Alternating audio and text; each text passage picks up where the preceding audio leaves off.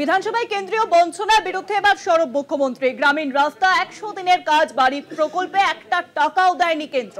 আমাদের টাকার জন্য জায়গা পাঠিয়ে দিচ্ছে কেন্দ্র, ওরা আমাদের টাকা দেবেন না, এটা রাজনৈতিক সিদ্ধান্ত আজকে জানিয়ে দেন মুখ্যমন্ত্রী মমতা বন্দ্যোপাধ্যায়। আজ বিধানসভায় উপস্থিত ছিলেন মুখ্যমন্ত্রী মমতা বন্দ্যোপাধ্যায় এবং সেখান থেকেই কেন্দ্রীয় বঞ্চনার বিরুদ্ধে সরব হয়েছেন তিনি।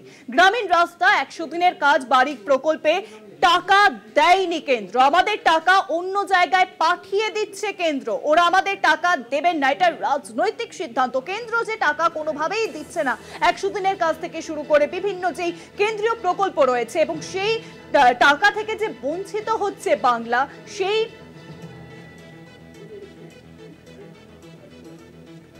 বঞ্চিত হচ্ছে বারংবার রাজ্য। কেন্দ্রের বেশ কিছু প্রকল্পের টাকা পাচ্ছে না, কেন্দ্রের বেশ কিছু প্রকল্পের টাকা পাচ্ছে না বাংলা, এবং তারই প্রতিবাদে এবার সরব হলেন মুখ্যমন্ত্রী মমতা বন্দ্যোপাধ্যায়। বিধানসভায় কেন্দ্রীয় বঞ্চনার বিরুদ্ধে এবার সরব হলেন মুখ্যমন্ত্রী মমতা বন্দ্যোপাধ্যায়। গ্রামীণ রাস্তা 100 দিনের কাজ বাড়ি প্রকল্পে একটা টাকাও দেয়নি কেন্দ্র। আর সরাসরি রয়েছেন আমাদের প্রতিনিধি দেবাশিস সেনগুপ্ত। দেবাশিস, আজকে আমরা দেখলাম যে বিধানসভায় উপস্থিত হন মুখ্যমন্ত্রী এবং তিনি কেন্দ্রের বঞ্চনার প্রতি সরব হয়েছেন। গ্রামীণ রাস্তা 100 দিনের কাজ, একাধিক যে কেন্দ্রীয় প্রকল্প রয়েছে তার টাকা থেকে বঞ্চিত হচ্ছে কেন্দ্রের, সেই টাকা থেকে বঞ্চিত হচ্ছে রাজ্য, এবং বারংবার আমরা সেই ছবি সামনে দেখেছিলাম। আজও সেই ইস্যুকে সামনে রেখেই সরব হলেন মুখ্যমন্ত্রী। দেখো, একদমই তাই। বিধানসভায় যখন বিধায়করা তাদের প্রশ্ন করছিলেন এবং রাজ্য দপ্তরের মন্ত্রীরা উত্তর দিচ্ছিলেন, ঠিক সেই সময় পঞ্চায়েত দপ্তর এবং তার আগে সংখ্যালঘু দপ্তরের যিনি মন্ত্রী আছেন তারা যে উত্তর দিচ্ছিলেন, মুখ্যমন্ত্রী সেই উত্তরে নিজেই, তিনি যেহেতু উপস্থিত ছিলেন সদনে, তিনি উত্তর দেন।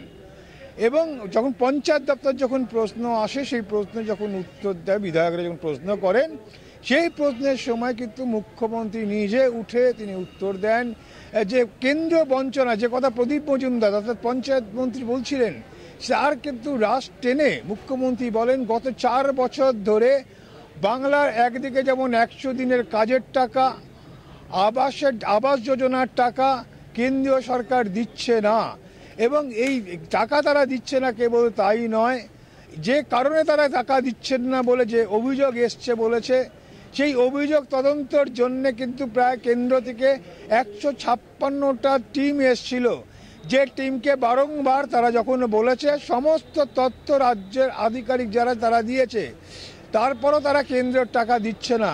এবং বাধ্য হয়ে মুখ্যমন্ত্রী তিনি নিজে পরিসংখ্যান দিয়ে বলেন যে এই জায়গায় দাঁড়িয়ে থেকে কেন্দ্র কাজ করিয়েছে, অর্থাৎ 100 দিনের কাজে সেই টাকা আটকে রাখতে পারে না, এটাই হচ্ছে সাংবিধানিক নিয়ম, কিন্তু তবুও কেন্দ্রীয় সরকার আটকে রাখছে।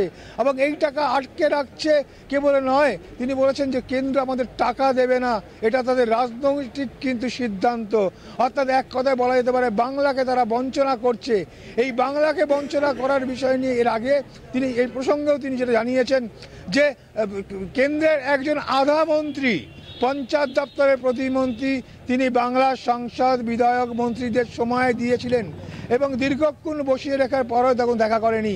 তারা গিয়েছিলেন রাজ্যের যে বকেয়া প্রাপ্য টাকা, সেই টাকা যাতে দেওয়া যাচ্ছে কথা বলার জন্যে, সময় দিয়েও কিন্তু সেই আধা মন্ত্রী তিনি কিন্তু দেখা করেননি। এমনটাও কিন্তু বিধানসভায় আজকে অভিযোগ করেছেন মুখ্যমন্ত্রী মমতা বন্দ্যোপাধ্যায়।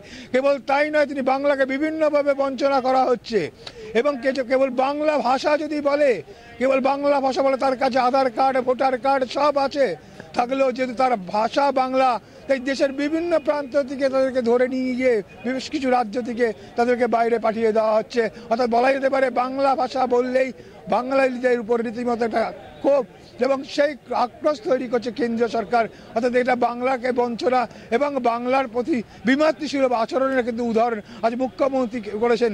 এবং এর পাশাপাশি যখন বিজেপি বিধায়করা যখন তার কথার মাঝখানে বেশ কিছু মন্তব্য ছুড়ে দিচ্ছিলেন, মুখ্যমন্ত্রী রীতিমতো রেগেছেন এবং রেগে তিনি বলেছেন যে দেশের একটা সরকার, যে সরকারটা রীতিমতো কিন্তু চোরেদের সরকার, এমনটাই কিন্তু বলতে শোনা গিয়েছে মুখ্যমন্ত্রীকে।